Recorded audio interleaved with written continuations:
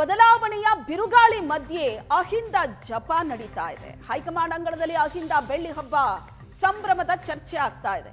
ಅಹಿಂದ ಬೆಳ್ಳಿ ಸಂಭ್ರಮ ನೆಪದಲ್ಲಿ ಸಿಎಂ ಪರ ಶಕ್ತಿ ಪ್ರದರ್ಶನಕ್ಕೆ ಪ್ಲಾನ್ ಆಗಿರೋದು.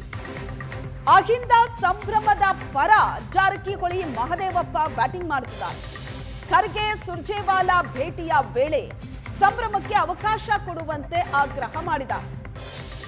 ಸಂಸದ ಸುನಿಲ್ ಬೋಸ್ ನಿವಾಸದಲ್ಲೂ ಅಹಿಂದ ಸಂಭ್ರಮದ ಚರ್ಚೆ ಆಗಿದೆ.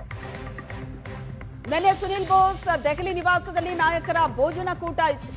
ಮಹದೇವಪ್ಪ, ಬಿಕೆ ಹರಿಪ್ರಸಾದ್, ಶಾಸಕ ಹಂಪನಗೌಡ ಬಾದರ್ಲಿ, ಎಂಎಲ್ಸಿ ಸಲೀಂ ಅಹಮದ್ ಭೋಜನ ಕೂಟದಲ್ಲಿ ಭಾಗಿಯಾಗಿದ್ದರು. ಊಟದ ಟೇಬಲ್ನಲ್ಲೂ ಅಹಿಂದ ಸಂಭ್ರಮದ ಬಗ್ಗೆನೇ ಗಂಭೀರವಾದ ಚರ್ಚೆ ಆಗಿದೆ. ರಾಜ್ಯ ಕಾಂಗ್ರೆಸ್ನಲ್ಲಿ ಸಾಕಷ್ಟು ಬೆಳವಣಿಗೆಗಳು ನಡೀತಾ ಇದೆ. ನಾಯಕತ್ವ ಬದಲಾವಣೆಯ ಬಗ್ಗೆ ಮತ್ತೆ ಚರ್ಚೆ ಆಗ್ತಾ ಇದೆ. ಅದರ ಜೊತೆಗೆ ಸಚಿವ ಸಂಪುಟ ಸೇರ್ಪಡೆಯ ಬಗ್ಗೆಯೂ ಕೂಡ ಒಂದಷ್ಟು ಪ್ರಯತ್ನಗಳು ನಡೀತಾ ಇದೆ. ಇದೆಲ್ಲದರ ನಡುವೆ ಅಹಿಂದ ಬೆಳ್ಳಿ ಹಬ್ಬ ಆಚರಿಸೋದಕ್ಕೆ ಸಿಎಂ ಪರ ಸಚಿವರು ಪ್ರಯತ್ನ ಪಡ್ತಿದ್ದಾರೆ. ಅದಕ್ಕೆ ಹೈಕಮಾಂಡ್ ಒಪ್ಪಿಗೆ ಬೇಕು. ಹೈಕಮಾಂಡ್ ಒಪ್ಪತ್ತಾ ಬ್ಯಾಟಿಂಗ್ ಮಾಡ್ತಿದ್ದಾರೆ ಸಿಎಂ ಪರ ಇರುವಂತಹ ಸಚಿವರು. ದೆಹಲಿಯಲ್ಲಿ ಈ ಬಗ್ಗೆ ಬಹಳಷ್ಟು ಬೆಳವಣಿಗೆಗಳು ಆಗ್ತಾ ಇದೆ. ಈ ಬಗ್ಗೆ ಹೆಚ್ಚಿನ ಡೀಟೇಲ್ಸ್ ಅನ್ನ ಕೊಡ್ತಾರೆ ನಮ್ಮ ದೆಹಲಿ ಪ್ರತಿನಿಧಿ ಮಂಜುನಾಥ್ ಸಂಪರ್ಕದಲ್ಲಿದ್ದಾರೆ. ಮಂಜುನಾಥ್, ರಾಜ್ಯ ಕಾಂಗ್ರೆಸ್ನಲ್ಲಿ ಆಗ್ತಾ ಇರುವಂತಹ ಬಹಳಷ್ಟು ಬೆಳವಣಿಗೆ ಈಗ ದೆಹಲಿಗೆ ಶಿಫ್ಟ್ ಆಗಿದೆ. ಈಗ ಅಹಿಂದ ಒಂದು ಸಮಾವೇಶ ನಡೆಸೋದಕ್ಕೇನು ಸಿಎಂ ಪರ ಸಚಿವರು ಪ್ರಯತ್ನ ಪಡುತ್ತಿದ್ದಾರೆ. ಇದಕ್ಕೆ ಹೈಕಮಾಂಡ್ ಒಪ್ಪಿಗೆ ನೀಡತ್ತಾ? ಈ ಪ್ರಶ್ನೆಗೆ ಉತ್ತರ ಸಿಗಬೇಕಾಗಿದೆ. ಆದ್ರೆ ಪ್ರಯತ್ನ ದೆಹಲಿಯಲ್ಲಿ ಹೇಗೆ ನಡೀತಾ ಇದೆ? ಶ್ವೇತಾ, ಒಂದಂತೂ ಸತ್ಯ. ಯಾಕಂದರೆ ಸಿದ್ದರಾಮಯ್ಯ ಅವರು ಅಧಿಕಾರ ಹಸ್ತಾಂತರ ಆದರೆ ಸಿದ್ದರಾಮಯ್ಯ ಅವರು ಅಧಿಕಾರ ಬಿಟ್ಟುಕೊಡ್ತಾರೆ ಅನ್ನುವಂಥ ಮಾತು, ಅದು ಆಗುತ್ತಾ ಇಲ್ವಾ ಅನ್ನೋಂಥ ಪ್ರಶ್ನಾರ್ಥಕ ಚಿಹ್ನೆ ಇದೆ. ಅದು ರಾಹುಲ್ ಗಾಂಧಿ ಅಂತಿಮ ತೀರ್ಮಾನ ಕೂಡ ಮಾಡ್ತಾರೆ.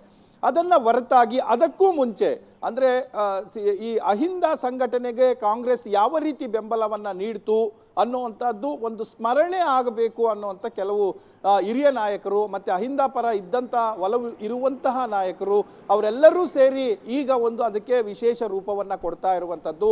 ಅಹಿಂದ ಸಂಘಟನೆ ಬಂದು 25 ವರ್ಷ ಆಗಿದೆ. ಅವರು ನಮಗೆ ಏನು ಅಂದರೆ ನಮ್ಮ ಜೊತೆಗೆ ನಿಂತಿದ್ದಾರೆ, ಅಂದರೆ ಕಾಂಗ್ರೆಸ್ ಜೊತೆಗೆ ನಿಂತಿದ್ದಾರೆ.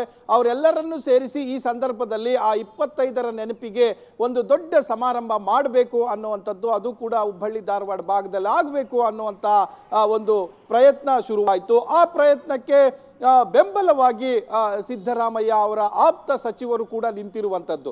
ಸೊ ಇದು ಆಗಬೇಕಾದ್ರೆ ಬಹಳಷ್ಟು ಪ್ರಶ್ನೆಗಳು ಕೂಡ ಇರ್ತವೆ. ಈ ಹಿಂದೆ ಏನು SC/ST ಸಮಾವೇಶವನ್ನು ಮಾಡಲಿಕ್ಕೆ ಹೋದಂಥ ಸಂದರ್ಭದಲ್ಲಿ ಅಂತಿಮ ಹಂತದಲ್ಲಿ ಒಂದು ರೀತಿಯಲ್ಲಿ ಬ್ರೇಕ್ ಹಾಕಲಾಗಿತ್ತು. ಅದೇ ರೀತಿ ಹಾಸನ್ನಲ್ಲಿ ಒಂದು ಕಾರ್ಯಕ್ರಮ ಮಾಡಲಿಕ್ಕೆ ಹೊರಟಿದ್ರು. ಆ ಸಂದರ್ಭದಲ್ಲೂ ಕೂಡ ಏನು ಅದಕ್ಕೆ ಹೆಸರು ಬದಲಾವಣೆ ಮಾಡಿ ಪಕ್ಷದ ಹೆಸರಿನಲ್ಲಿ ನಡೆಸಿದ್ದಾಯಿತು.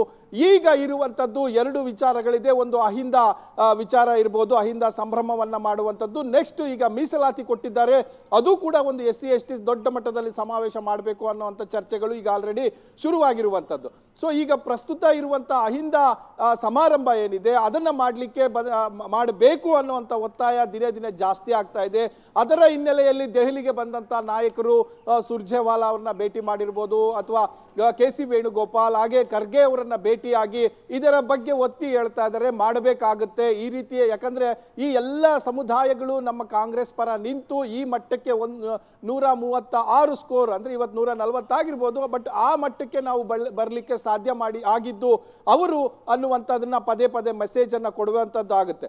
ಇದನ್ನು ಇನ್ನೊಂದು ಹಂತದಲ್ಲಿ ಇನ್ನೊಂದು ರೀತಿಯಲ್ಲಿ ನೋಡಿದಂಥ ಸಂದರ್ಭದಲ್ಲಿ ಅಥವಾ ಬೇರೆ ಕಾಂಗ್ರೆಸ್ ನಾಯಕರು ಹೇಳ್ತಾ ಇರುವಂಥದ್ದು, ಇದು ಅಹಿಂದ ಸಮಾರಂಭ ಆಗಲ್ಲ, ಇದು ಸಿದ್ದರಾಮಯ್ಯ ಅವರ ಶಕ್ತಿ ಪ್ರದರ್ಶನ ಆಗುತ್ತೆ, ಹಾಗಾಗಿ ಇದಕ್ಕೆ ನೀಡಬಾರದು ಅವಕಾಶ ಅನ್ನುವಂಥದ್ದು ಕೂಡ ಕೆಲವು ಕಡೆಯಿಂದ ಅಪಸ್ವರಗಳು ಕೇಳಿ ಬರ್ತಾ ಇದೆ. ಅಂತಿಮವಾಗಿ ಹೈಕಮಾಂಡ್ ಈಗ ಏನು ಮಾಡುತ್ತೆ ಅನ್ನುವಂಥದ್ದು ನೋಡಬೇಕು.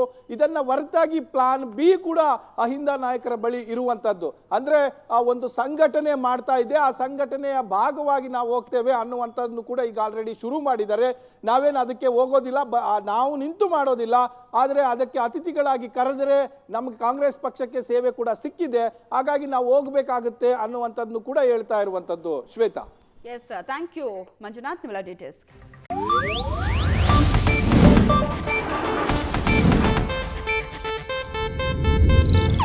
ಇದು ಏಷ್ಯಾನೆಟ್ ನ್ಯೂಸ್ ನೆಟ್ವರ್ಕ್ ಪ್ರಸ್ತುತಿ.